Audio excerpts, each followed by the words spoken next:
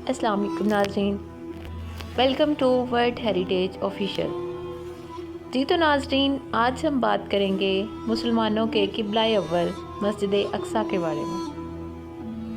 مسجد اقصیٰ مسلمانوں کا قبلہ اول اور خانہ کعبہ اور مسجد نبوی کے بعد تیسرا مقدس ترین مقام ہے۔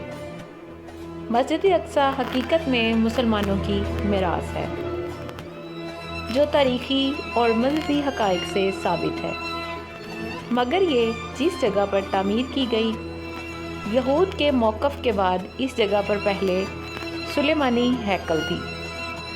مسلمانوں کے یروشلم شہر پر قبضہ کرنے کے بعد یہ مسجد تعمیر کی گئی۔ حالانکہ قرآن میں سفر معراج کے باب میں اس مسجد کا ذکر ہے، گویا یہ مسجد حضور نبی کریم صلی اللہ علیہ وسلم کی بعثت سے پہلے بھی موجود تھی۔ معتبر روایات کے مطابق خانہ کعبہ کے بعد دوسری عبادت گاہ الاقصیٰ تعمیر ہوئی۔ مسجد کا تعلق اللہ کی عبادت سے ہے اور ہر نبی کو عبادت کے لیے مسجد کی ضرورت تھی۔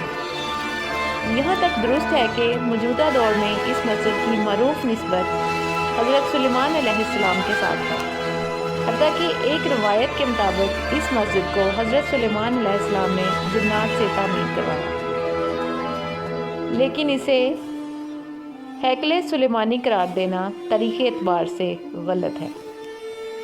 ہیکل کا لفظ رہائش گاہ، محل یا دربار کے لیے استعمال ہوتا ہے۔ گمان غالب ہے کہ نبی اللہ سلیمان علیہ السلام نے اپنی رہائش کا حجرہ بھی مسجد میں ہی بنا رکھا ہو اور اپنے متبعین کا اجتماع بھی مسجد میں ہی کرتے ہوں۔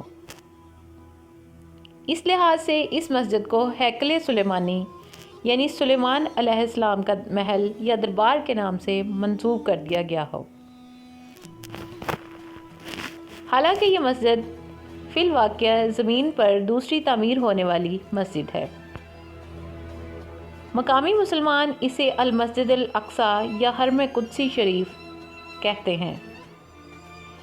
یہ مشرقی یروشلم میں واقع ہے، جس پر اسرائیل کا قبضہ ہے۔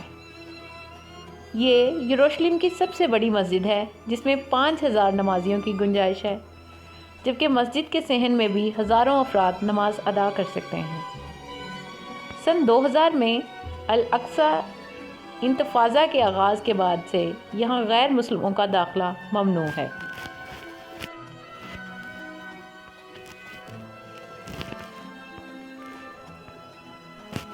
حضرت محمد صلی اللہ تعالیٰ علیہ وآلہ وسلم سفر معراج کے دوران مسجد حرام سے یہاں پہنچے تھے اور مسجد اقصیٰ میں تمام انبیاء کی نماز کی امامت کرنے کے بعد براق کے ذریعے 7 آسمانوں کے سفر پر روانہ ہوئے۔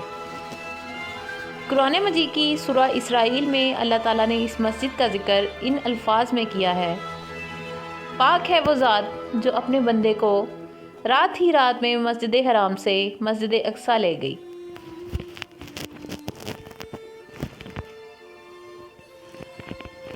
جس کے آس پاس ہم نے برکت دے رکھی ہے، اس لیے کہ ہم اسے اپنی قدرت کے بعض نمونے دکھائیں۔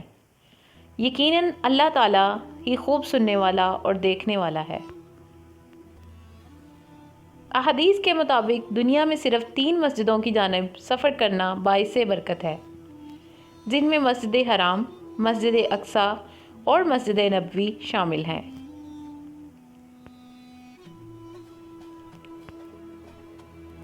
حضرت ابو ذر سے حدیث مروی ہے کہ میں نے رسول اللہ صلی اللہ علیہ وآلہ وسلم سے پوچھا کہ زمین میں سب سے پہلے کون سی مسجد بنائی گئی؟ تو نبی صلی اللہ تعالیٰ علیہ وآلہ وسلم نے فرمایا، مسجد حرام، بیت اللہ۔ تو میں نے کہا کہ اس کے بعد کون سی؟ تو آپ نے فرمایا، مسجد اقصیٰ۔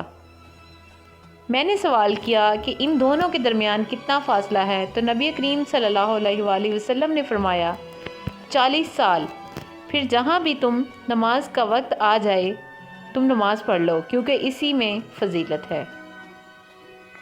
مسجد اقصیٰ مسلمانوں کا قبلہ اول ہے اور معراج میں نماز کی فرضیت کے بعد 16 سے 17 ماہ تک مسلمان مسجد اقصیٰ کی جانب رخ کر کے ہی نماز ادا کرتے تھے۔ پھر تحویل قبلہ کا حکم آنے کے بعد مسلمانوں کا قبلہ خانہ کعبہ ہو گیا۔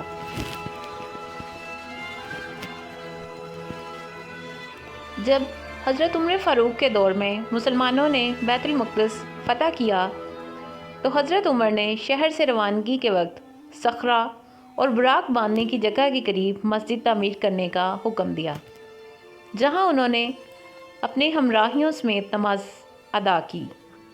مسجد اقصیٰ سے بالکل قریب ہونے کی وجہ سے یہی مسجد بعد میں مسجد اقصیٰ کہلائی، کیونکہ قرآن مجید کی سورہ بنی اسرائیل کے آغاز میں اس مقام کو مسجد اقصیٰ کہا گیا ہے۔ اس دور میں بہت سے صحابہ نے تبلیغ اسلام اور اشاعت دین کی خاطر بیت المقدس میں اقامت اختیار کی۔ مسجد اقصیٰ کا بانی حضرت یعقوب کو مانا جاتا ہے اور اس کی تجدید حضرت سلیمان علیہ السلام نے کی۔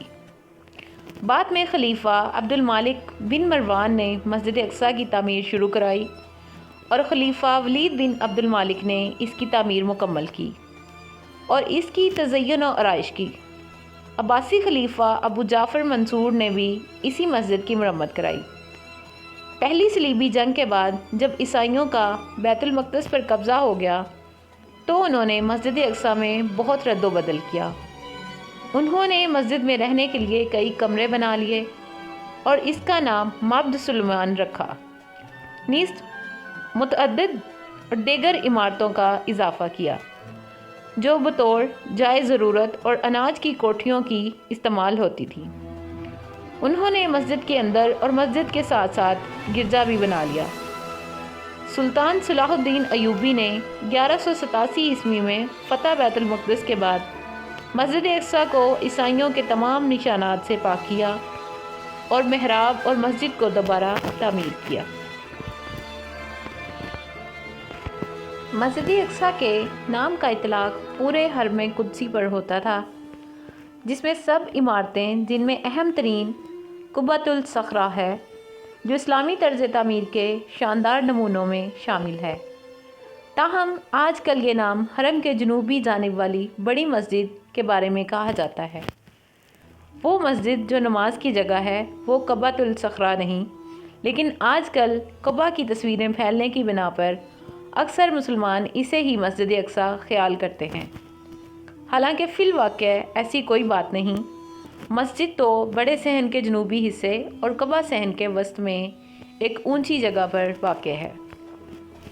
زمانہ قدیم میں مسجد کا اطلاق پورے صحن پر ہوتا تھا اور اس کی تائید امام ابن تیمیہ کے اس بیان سے بھی ہوتی ہے کہ مسجد اقصیٰ اس ساری مسجد کا نام ہے جسے سلیمان علیہ السلام نے تعمیر کیا تھا، اور بعض لوگ اسے نماز پڑھنے کی جگہ کو، جسے عمر بن خطاب رضی اللہ تعالیٰ عنہ نے اس کی اگلی جانب تعمیر کیا تھا، اقصیٰ کا نام دینے لگے۔ اس جگہ میں جسے عمر بن خطاب رضی اللہ تعالیٰ عنہ نے تعمیر کیا تھا، نماز پڑھنا باقی ساری مسجد میں نماز پڑھنے سے افضل ہے۔ 21 اگست 1969 کو ایک آسٹریلوی یہودی ڈینس مائیکل نے قبلہ اول کو آگ لگا دی، جس سے مسجد اقصیٰ 3 گھنٹے تک آگ کی لپیٹ میں رہی اور جنوب مشرقی جانب عین قبلہ کی طرف کا بڑا حصہ گر پڑا۔ محراب میں موجود ممبر بھی نظر آتش ہو گیا، جسے صلاح الدین ایوبی نے فتح بیت المقدس کے بعد نصب کیا تھا۔ صلاح الدین ایوبی نے قبلہ اول کی آزادی کے لیے تقریباً 16 جنگیں لڑیں اور ہر جنگ کے دوران وہ اس ممبر کو اپنے ساتھ رکھتے تھے تاکہ فتح ہونے کے بعد اس کو مسجد میں نصب کریں۔ اس المناک واقعے کے بعد خواب غفلت میں ڈوبی ہوئی امت مسلمان کی آنکھ ایک لمحے کے لیے بیدار ہوئی، اور سانحے کے تقریباً 1 ہفتے بعد اسلامی ممالک نے معتبر عالم اسلامی OIC قائم کر دی۔ تاہم 1973 میں پاکستان کے شہر لاہور میں ہونے والے دوسرے اجلاس کے بعد سے 56 اسلامی ممالک کی یہ تنظیم غیر فعال ہو گئی۔ یہودی اس مسجد کو ہیکل سلیمانی کی جگہ تعمیر کردہ عبادت گاہ سمجھتے ہیں اور اسے گرا کر دوبارہ ہیکل سلیمانی تعمیر کرنا چاہتے ہیں۔ حالانکہ وہ کبھی بھی بذریعہ دلیل اس کو ثابت نہیں کر سکے۔ ہیکل سلیمانی یہی تعمیل تھا۔ جی تو ناظرین، یہ تھی ہماری آج کی ویڈیو قبلہ اول مسجد اقصیٰ کے بارے میں۔ آپ کو ہماری یہ ویڈیو کیسی لگی اپنے کمنٹس میں ضرور بتائیے گا، اور مزید ایسی ویڈیوز کو دیکھنے کے لیے ہمارے چینل کو سبسکرائب کرنا بالکل نہ بھولیے گا۔ نیکسٹ ویڈیو تک کے لیے اللہ حافظ، اپنا بہت سا خیال رکھیں۔